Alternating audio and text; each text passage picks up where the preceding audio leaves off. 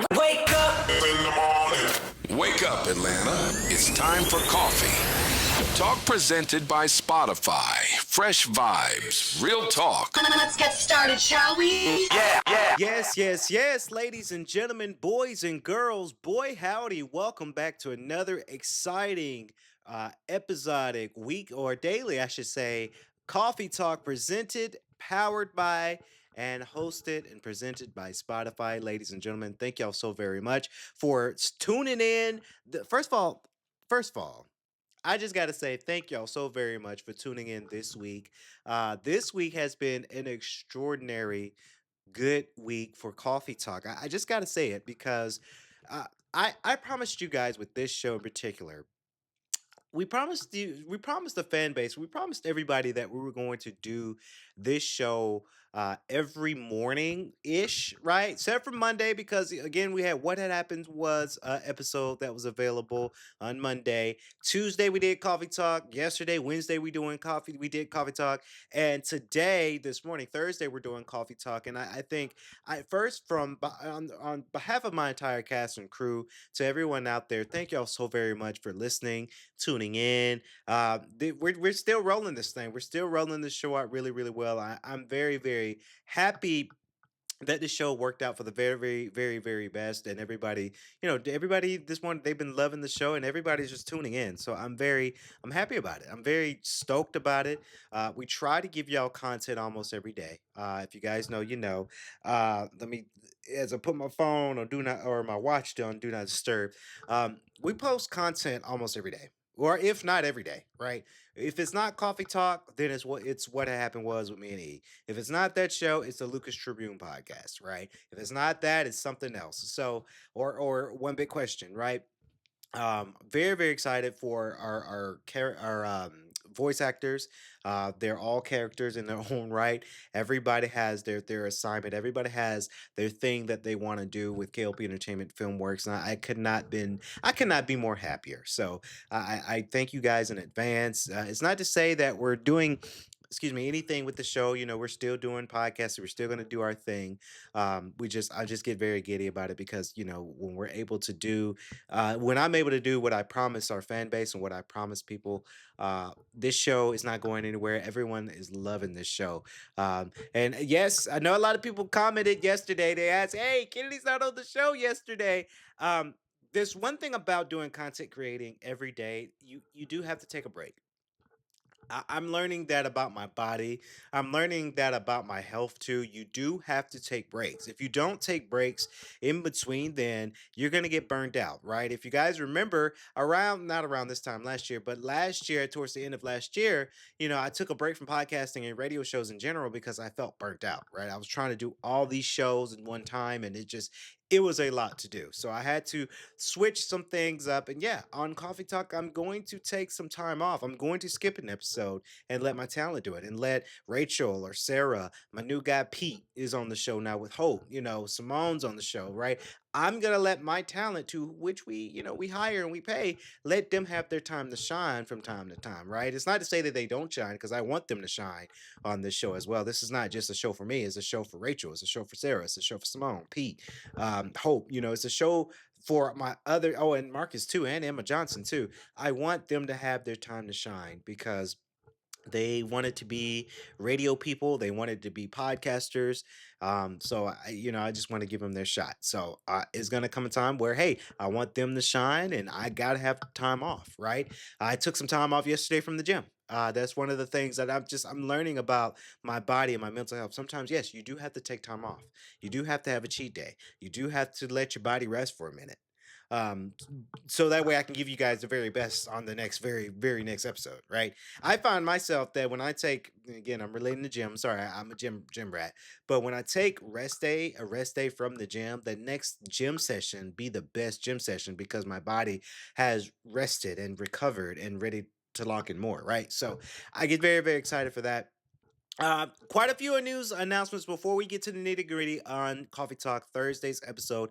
By the way, happy Thursday. We made it almost towards the end of the week. Tomorrow will be Friday. The weekend is almost here. Very, very excited for that. What we have going on for that, because what we like to do too, we do like to do podcasting technically Monday through Thursday. Sometimes Friday we stretch it. But this weekend I'm very excited because I'm going to go get my hair cut. I'm going to go see my guy Byron. Shout out to you, Byron, this morning.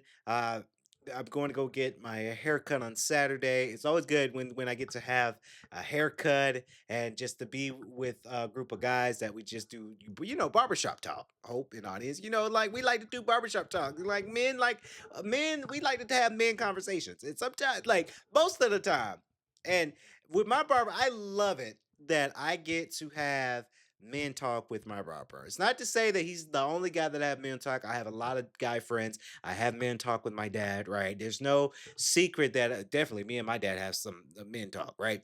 But it's just something about your barber that just gets you going. It's just something about it where you get to sit down with your barber and really have a great time and really just get down to we shoot the shit with each other in a friendly way, not in a disrespectful way. I just get very, very excited for that. So Saturday is going to be that, and then again, of course, gym session on Saturday, and then Sunday, church day, and then I'm going to taking my mom out to lunch on Sunday. So again, that will be another rest day for me. So very, very excited for the weekend.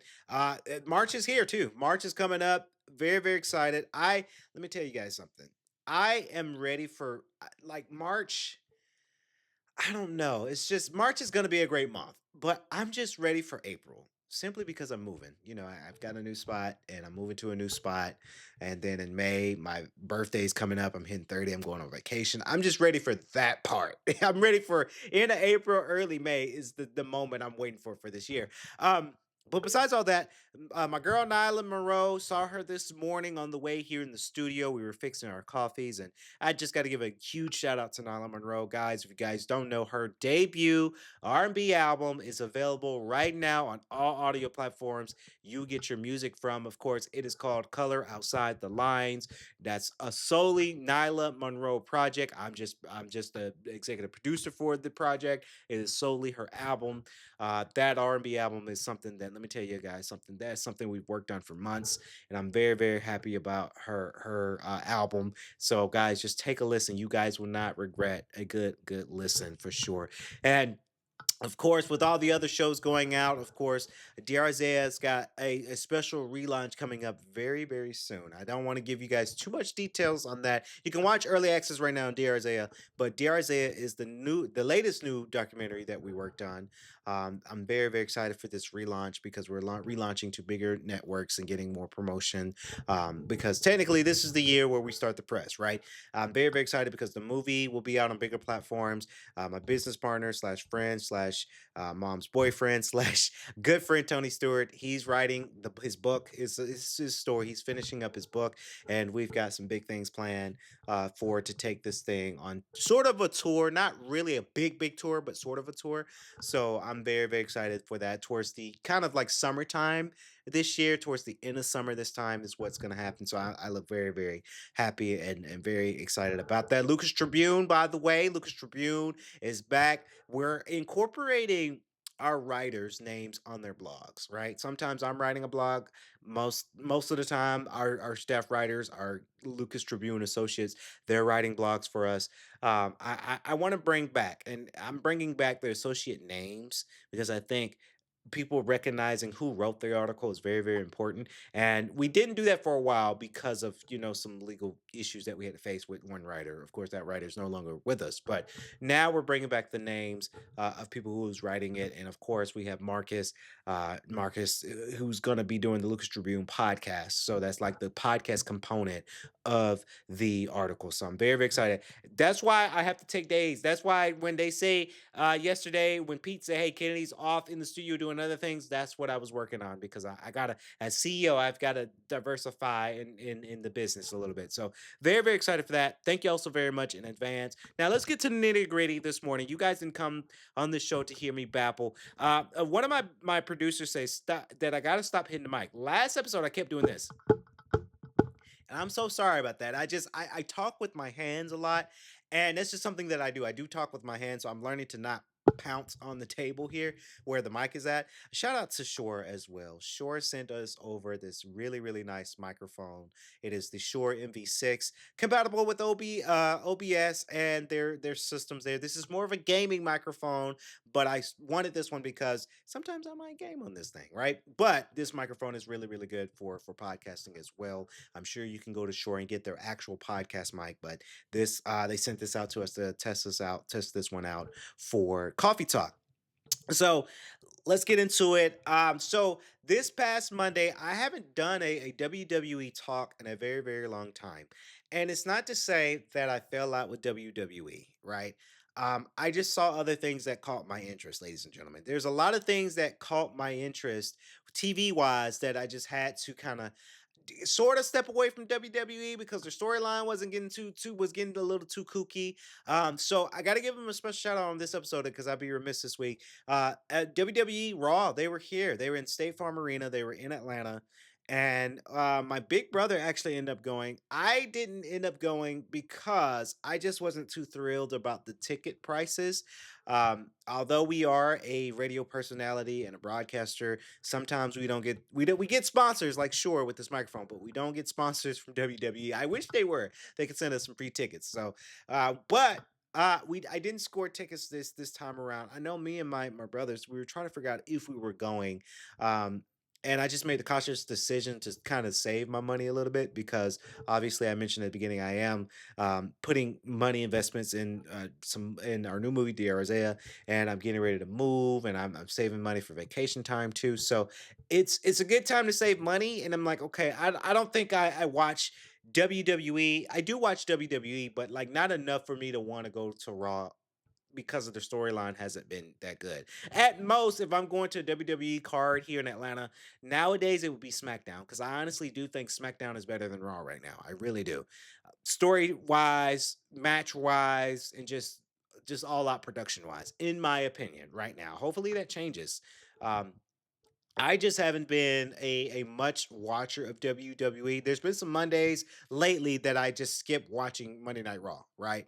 Or on a whim that I'm on a Monday night and I'm done, I'm home for the day and I have time to catch a little bit of it, sure. But most of the times on Mondays, I have to go into the office on Tuesday. If it comes on at what 8 o'clock, I'm watching a good hour. 9 o'clock, I'm in the bed, right? So I just haven't been having the notion to go to a WWE card. It is still a spectacle, right? I will say that going to a WWE card is still a spectacle. It is fun to do. I think the last few years, my family and I we went. Last February when Raw came with Netflix, they went to State Farm, and my whole family went. We all went. That was pretty cool. And the year before that, I want to say, or the months before that, they did Bad Blood. We did go to Bad Blood with me and my brothers.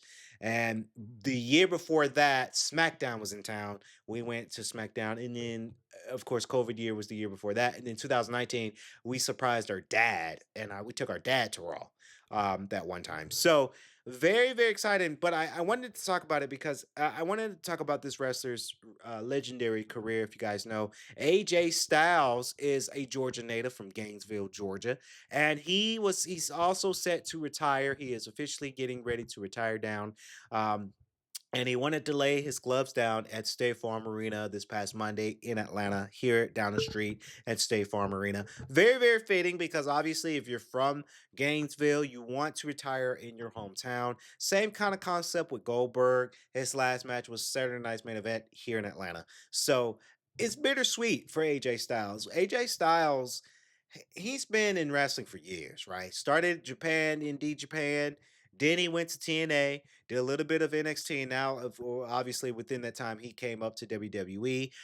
It's been a long time coming for AJ Styles. I think I understand wrestlers now because AJ Styles, although he's been wrestling for some years now, I honestly do think AJ Styles can go a couple more years. I really do. But I feel that AJ Styles is more like your Goldberg, right? They have kids, young kids. AJ Styles is saying, "Okay, I've dedicated about 10 years, right?" And it's very fitting. This is corporal talk. When you work a job for 10 years, you get everybody knows this, but you get what's called a tenure. And basically what that is, it's money that you get for your retirement, your 401k, and you have the option. I don't know if he got options from WWE, but you can also look into investing some of your 401k into stocks and bonds.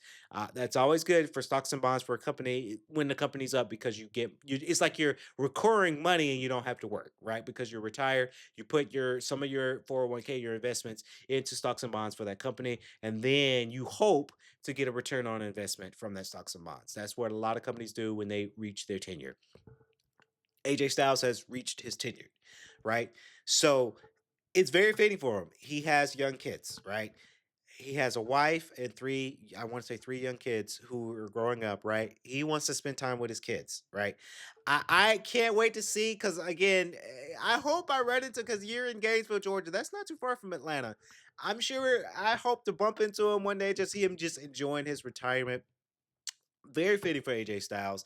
I think AJ Styles has proved way more and above and beyond for what he could do. Do I think he should do one more match at WrestleMania? Yeah.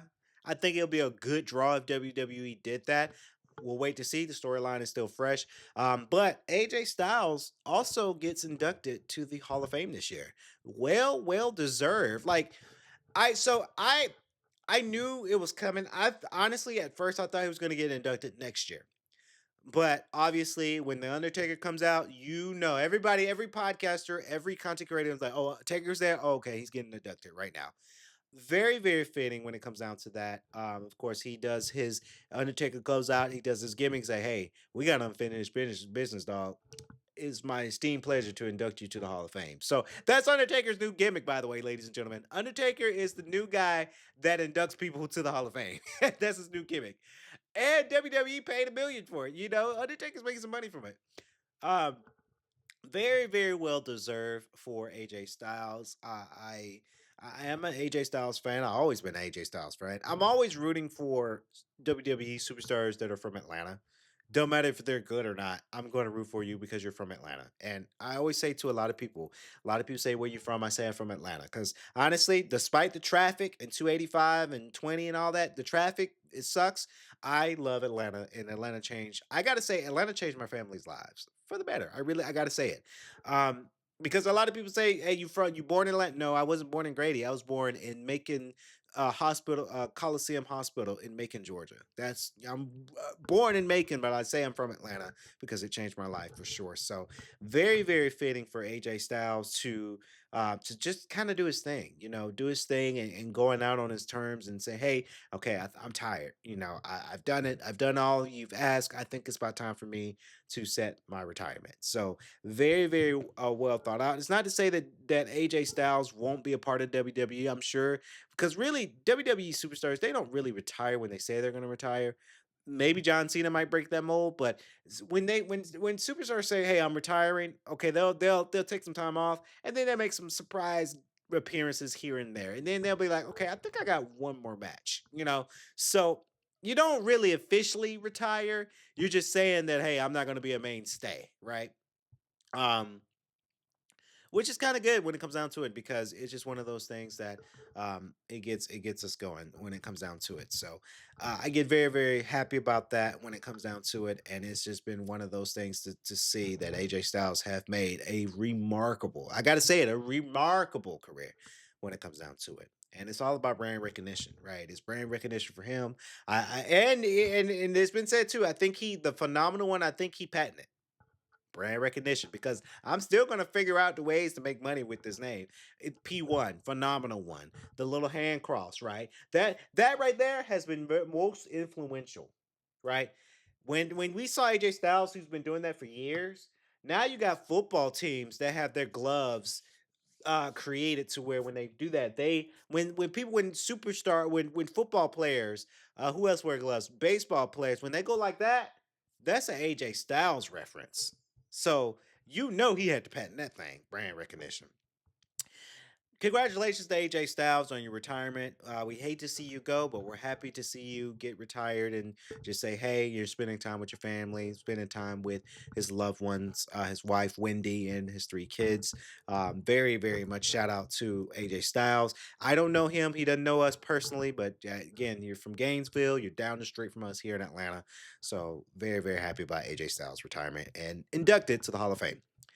And I would say Hall of Fame now. Now it got me. Now I gotta watch Hall of Fame because of AJ Styles now. And speaking, I mentioned on brand recognition, and this has got to be the most. It's silly, but it's kind of smart. Now, if you guys don't know about the brand Supreme, Supreme to add a steel casket to their SS26 collection, you can buy a Supreme. You know the Supreme that has it's like red has the word Supreme on it. That's the Supreme brand. I never really got into. I had a friend that was so big into Supreme. I guess. I mean, you just spray painted something, just put your font letters on it. I just don't. I don't buy Supreme stuff because I just don't think it's worth it. When it comes down to that. Um, and maybe I might be different because I do buy Lululemon and they're pretty basic with their designs too sometimes. So maybe I'm a little contradicting myself a little bit, but I get it, but I don't get it. Supreme is adding a steel casket to their lineup, and it's very very interesting. You can buy a casket, so, so for somebody to put their body in when they pass on. You can add that to.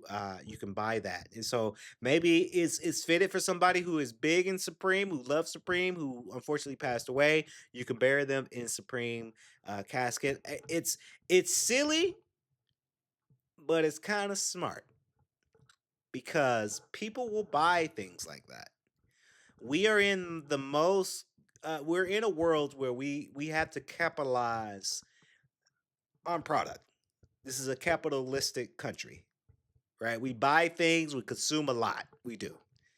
I will say, because I'm a consumer too sometimes, it's good to consume some stuff, but I'm on the baseline where I like to save a lot too, right? A lot of people are smart enough to say, hey, save your money, save every dollar you can right now, because it is getting crazy, crazy expensive here in the US, right? We all know within the economy, with inflation, we all know.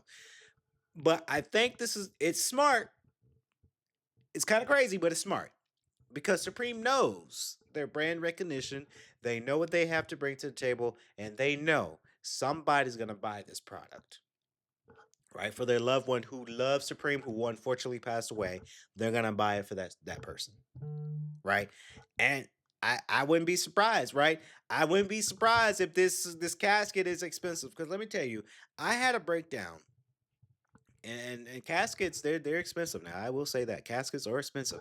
I remember seeing prices for unfortunately both my grandmas when they didn't pass on at the same day same time. My grandma on my mom's side, she passed away in 2021, and my grandma on my dad's side, she passed away last year 20 no last year 2024. And to see those casket prices, it's a lot of money. It's a lot of money for funerals. It's a lot of money.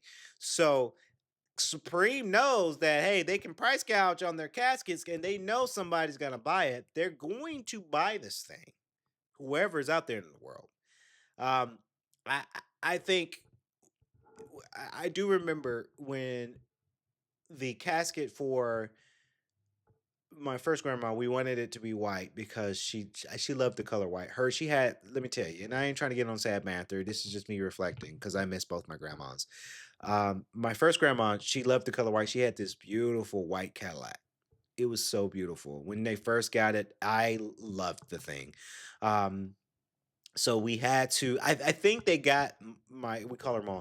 I think mom's casket was white because it reflected her Cadillac, and like that Cadillac was a staple because that was her car, but it was a staple, right? You're going to grandma's house, you're going to see that beautiful white Cadillac, and my granddad, um, who is still alive, he would clean it almost every weekend, right? And then you had my other grandma. Her casket was like purplish lavender because purple was her favorite color. So again, it's meaningful, and this is what it's kind of intertwined what I'm saying, guys, because Supreme has brand recognition. People buy things from a brand or from a color that they love, right? And you can really put symbolics on that, and that's kind of why I'm kind of relating with my first grandma's casket being white. Her symbol was her Cadillac. Was a beautiful her first. It wasn't her first car, but her big good car that she had, you know.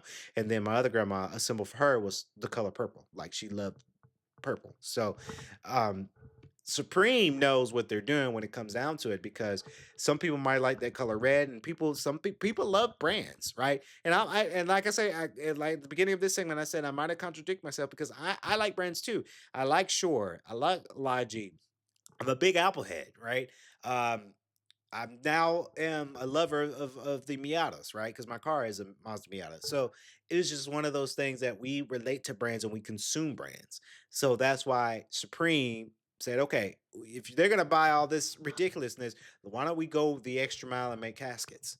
Right? Caskets they run from about $15,000 to $20,000, maybe even more, depending on the type of wood for that casket. So Supreme could say, oh, we want $20,000 per casket. Could you imagine $20,000 per casket per person that loves that brand as brand recognition? They're gonna make some money. I hate to say it like that because it's a casket, it's for somebody who passed on, but people are going to buy it. So just very, very, very interesting when it comes down to it. And speaking of kind of recognition, before I turn it over to Simone, there was this clip that is looming around. Um, and I just got to say, because this next part, and maybe when we clip this up, Hope is our producer here. She's gonna, it's gonna be our elephant in the room because I get that times are hard. And I actually was talking to a colleague today about working in universities. If you guys know, you know.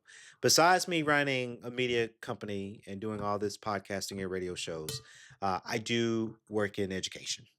I worked in higher education for about 5 years now, I want to say, going on six. So I've been in this game for a while. I love the college environment. I really do. I like everything that college stood for. Let me tell you why I dabble so much in college and love working in colleges and higher ed is so important because my life not only has changed better when I moved to Atlanta, but it became an up and up for the better when I started college. I think I said this in Tuesday's episode because I talked something about college. I said, no, yeah, I was talking about Greek life. And college is the most important thing that you'll do. It is the most fun experience that you'll experience. It allowed me to grow up, still doing podcasting because I did podcasting in college years. It allowed me to be in my most vulnerable self. It allowed me to find myself. It allowed me to become the adult young man that I am today. That's why I always say to a lot of college kids, when you go to college, enjoy that experience because sadly, you only get that part once. When you go and get your graduate degree, it's not the same. You only go through the undergrad once, and that fun experience of college, you get it once. And of course, I did a lot of wild shit that I'm not going to name on this public broadcast because I don't want to expose myself because I still work in education. But I've done some wild shit in college that I had fun doing, right? Not the crazy stuff, y'all, but I had fun in college. So it breaks my heart when you have a professor who was talking shit about black students while on a Zoom call. First of all, if you're going to hop on a Zoom call and you're going to talk shit, then you best believe that that mic needs to be muted. Now, let me see if I can play a little bit here when it comes down to it. This is what this professor said, and I cannot fathom or believe what she said here. And I know this is kind of unorthodox when it comes down to it, but this is what she said. On Friday, he delivers lessons and helps us fit those skills into our lessons. Bad schools that like they're too dumb to know they're in a bad school. I mean, apparently Martin Luther King said it. Like if you train a black person well enough, they'll know to use the back. You don't have to tell them anymore. They just Allison Friedman, what you're saying is absolutely hearable here. You gotta stop. So that was Allison Friedman, a Hunter College professor.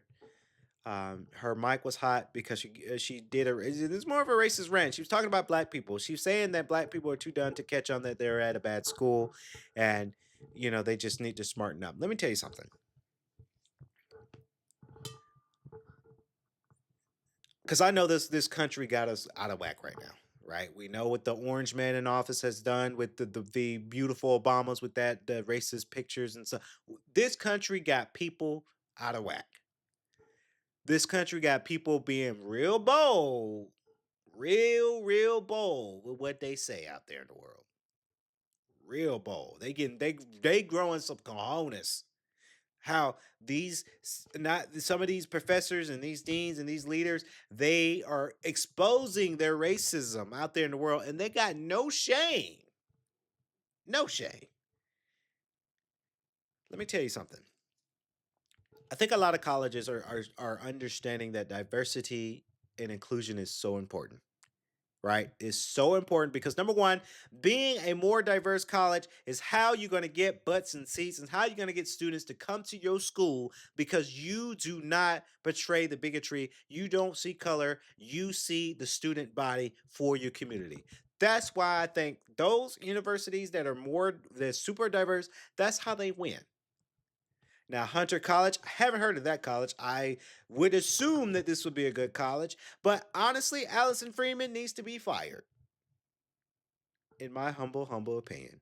Because what you say, and again, you're going to talk shit and not think your mic's not live, which is dumb because we're in the season, we're in the years now that Zoom is very important. You know how to work Zoom or Teams by now, right?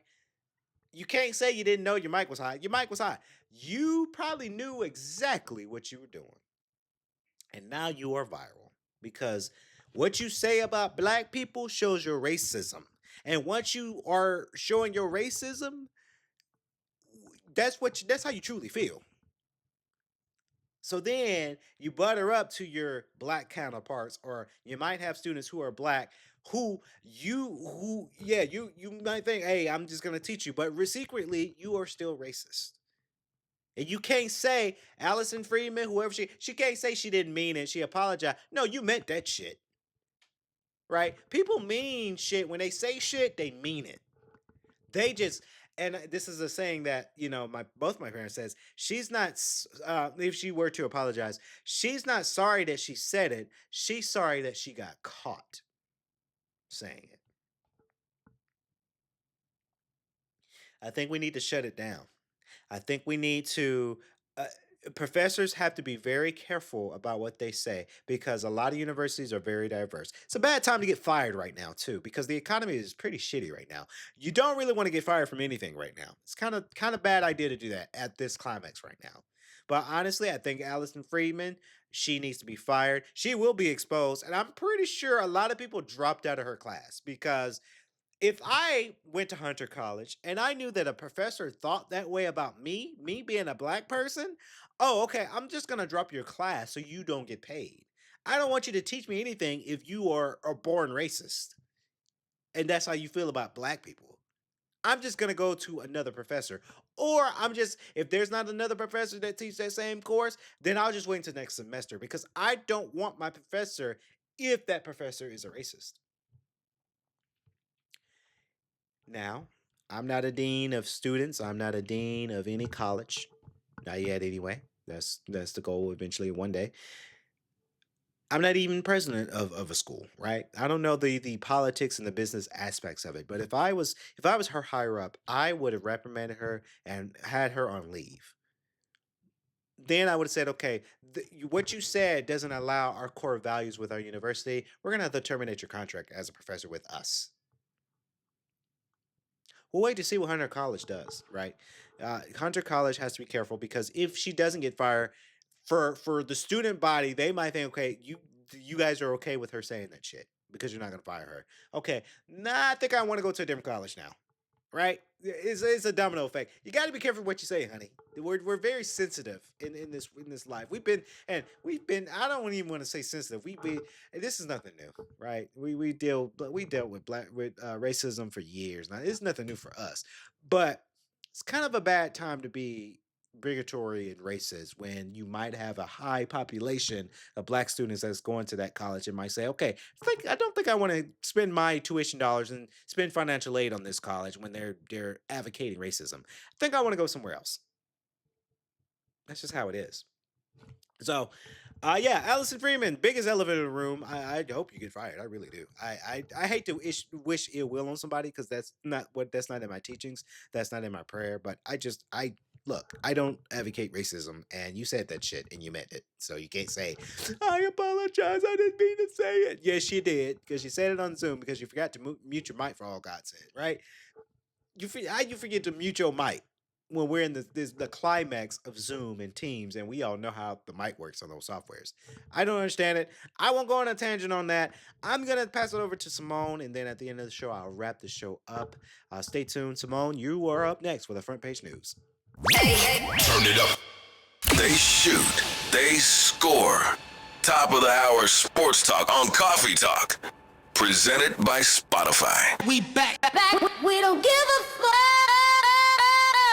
Good morning, everyone. Happy Thursday. Sarah, did you know that the Oklahoma City Thunder, despite missing multiple key players, are still holding on to the best record in the NBA? It's like they've cracked the code on how to win no matter what's thrown at them. That's exactly what I was thinking. They've been without Shai Gilgeous-Alexander, Jalen Williams, and a few others, but they're still finding ways to win. How do you think they're pulling this off? It's all about depth and adaptability. Take that game against the Cavaliers, for example. Without SGA and Williams, Isaiah Joe steps up with 6 threes and 5 steals. Cason Wallace drops 20 points and 10 assists. And Chet Holmgren dominates the paint with 17 points and 15 rebounds. It's like they've built a system where everyone knows their role and can step up when needed. That's such a good point. And Holmgren, in particular, has been such a revelation. He's not just scoring, he's anchoring their defense. But do you think they can keep this up in the playoffs without their stars? That's the big question, isn't it? Regular season depth is one thing, but in the playoffs, you need your stars to carry you. If SGA can return to MVP form and Williams gets healthy, they're a legitimate contender. But without them, it's hard to see them going all the way. Speaking of contenders, how about the San Antonio Spurs? They've been on fire lately. Oh, absolutely. 9 straight wins, and they've already hit their goal of 40 wins before 20 losses. Victor Wembanyama has been incredible, especially now that he's figured out how to handle the physicality of the league. What stood out to you about their run? It's how quickly Wembanyama has adapted. Early in the season, teams were using physicality to throw him off, and it worked for a bit.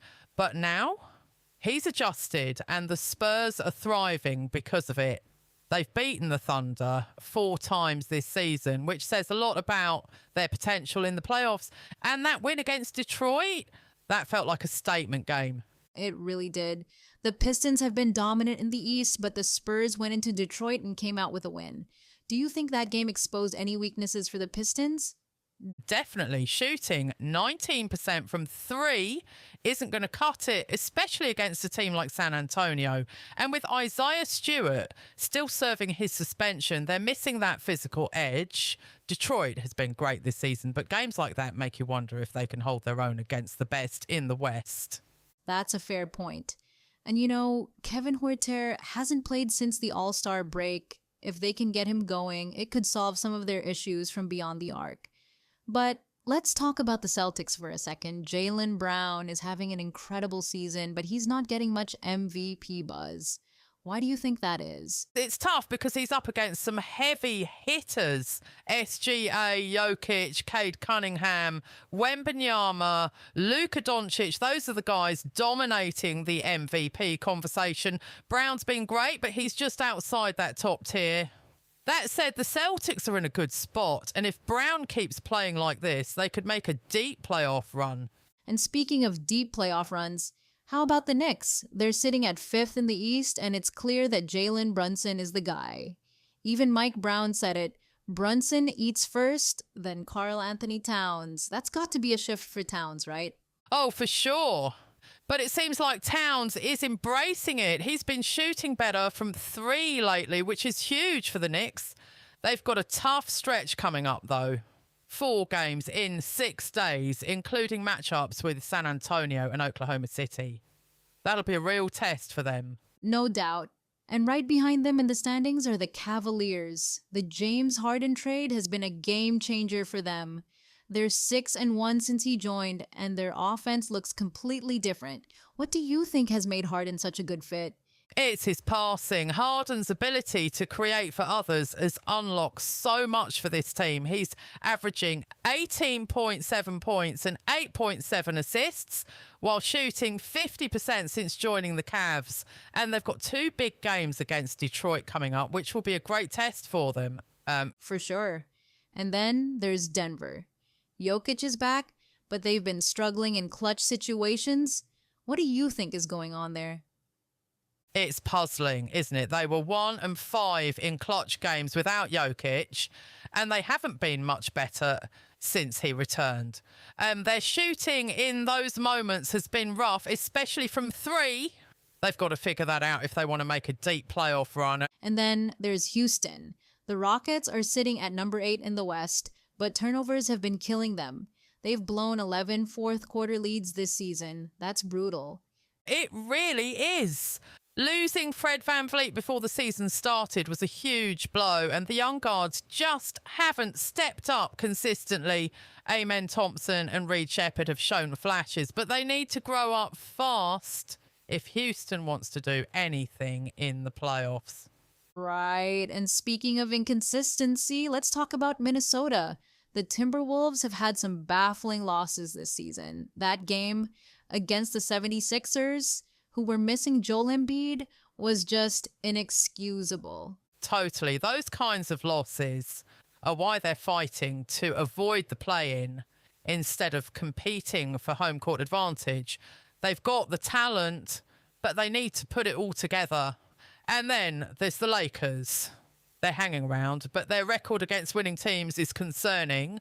Yeah, Marcus Smart said they're hanging in there, but they've got work to do. They've been blown out by good teams recently, and that's not a good sign.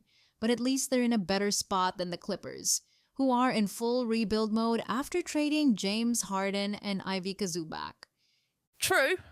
Though Benedict Mathurin has been a bright spot for the Clippers. He's been fantastic off the bench. Since the trade, it's clear they're building for the future, but they're still trying to compete now, which is an interesting balance. It is.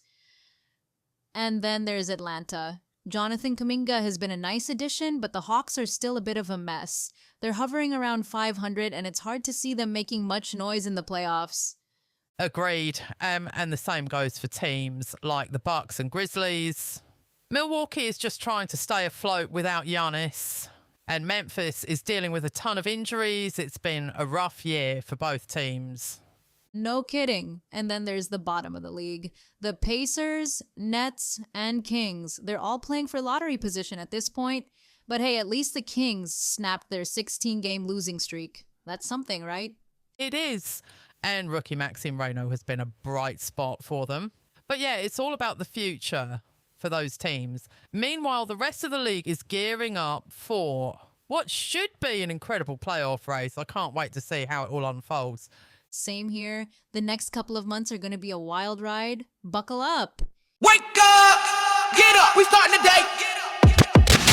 Let's get into it. Our top story of the day on Coffee Talk, presented by Spotify. Turn it up! Let's go.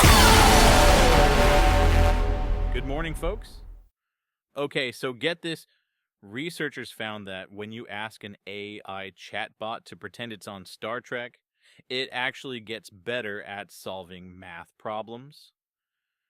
I mean, of all the things that could improve AI performance, who would have guessed role-playing as a Starfleet officer would be on the list? That's wild. I mean, it's funny, but it also makes you wonder, uh, why does something like that work? What is it about pretending to be on the Enterprise that sharpens an algorithm's math skills? Well, that's exactly what we're diving into today. It turns out the way you talk to AI, the way you frame your questions, can make a huge difference in the quality of the responses you get. But here's the kicker. Not all the advice out there about prompt engineering actually works. Some of it is downright useless, and some of it might even be harmful. Oh, okay, so we're talking about all those strategies people swear by, like being polite, or threatening the AI, or asking it to roleplay as an expert. I've seen so many of those tips floating around. Are we saying most of them don't hold up? Pretty much.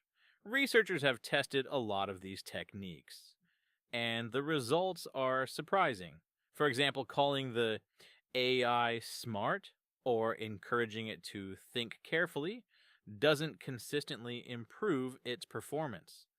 Even adding phrases like, "this will be fun," doesn't do much.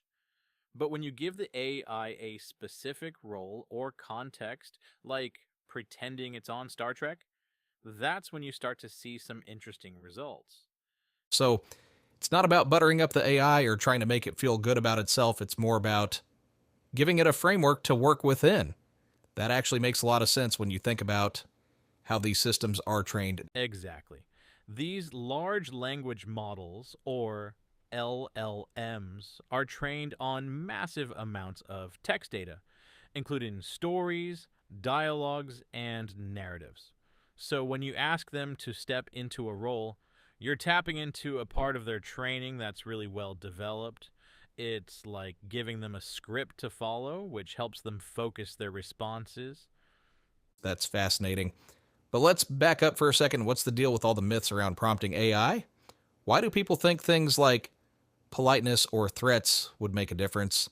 Well, it's partly because we tend to project human traits onto machines. We're so used to interacting with people that we assume AI will respond to the same social cues. If you're polite to a person, they're more likely to cooperate, right? So it feels natural to think the same would apply to a chatbot. Right? But the reality is these systems don't have feelings. They don't care if you say please or thank you. They're just algorithms processing input and generating output based on patterns in their training data. So all that politeness is really just for us, not for the AI. Exactly. And honestly, there's nothing wrong with being polite to a chatbot if it makes you feel better. But if you're looking for better results, you need to focus on how you structure your prompts, not on how nice you are to the machine. Okay, so let's talk about what actually works. You mentioned role playing as one effective technique. Are there other strategies that have been shown to improve AI performance? Definitely. One of the most effective approaches is to be as clear and specific as possible in your prompts. Instead of asking a vague question like, "What's the best way to lose weight?" you might say, "Can you provide a list of evidence-based strategies for weight loss, including dietary changes and exercise recommendations?" The more context you provide, the better the AI can tailor its response. That makes sense. It's like giving the AI a roadmap to follow. If you're too vague, it's like asking someone to find a needle in a haystack without telling them what the needle looks like. Exactly. Another technique that works well is breaking down complex questions into smaller, more manageable parts. For example, instead of asking, "How can I start a business?" you might break it down into steps. What are the first 3 things I need to do to start a business? Then, what legal requirements should I be aware of? And so on. So it's about guiding the AI through the process step by step rather than expecting it to deliver a perfect answer to a broad question. That's really helpful. It is. And it's also worth noting that some of the most effective prompts are the ones that tap into the AI's strengths. For example, asking it to summarize a piece of text, generate a creative story, or explain a concept in simple terms. These are tasks that align closely with how the models are trained, so they tend to produce better results. That's a great point. But what about the risks of relying too much on AI? I mean, even if you're using the best prompting techniques, there's still the question of how much you can trust the information you're getting. That's a really important consideration. These models are incredibly powerful, but they're not infallible.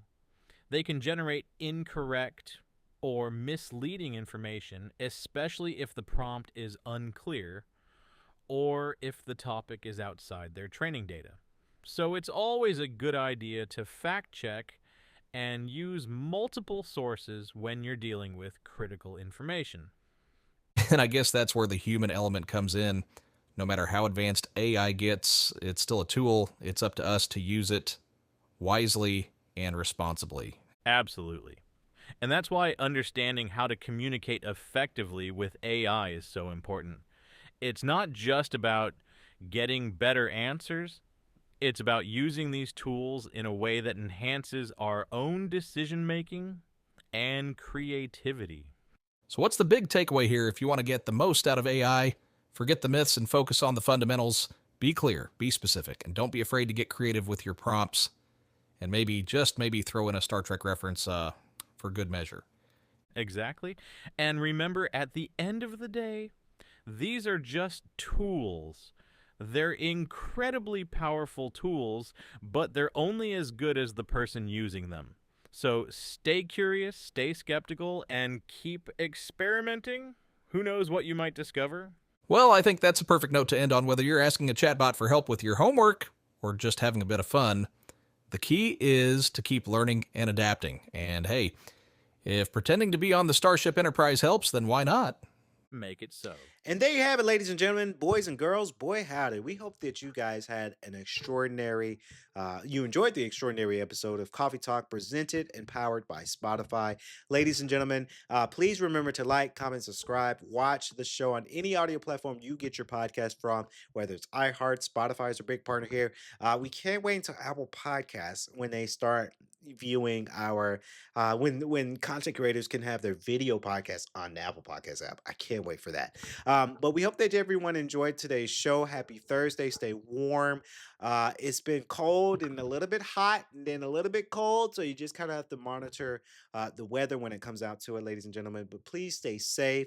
Have a great weekend.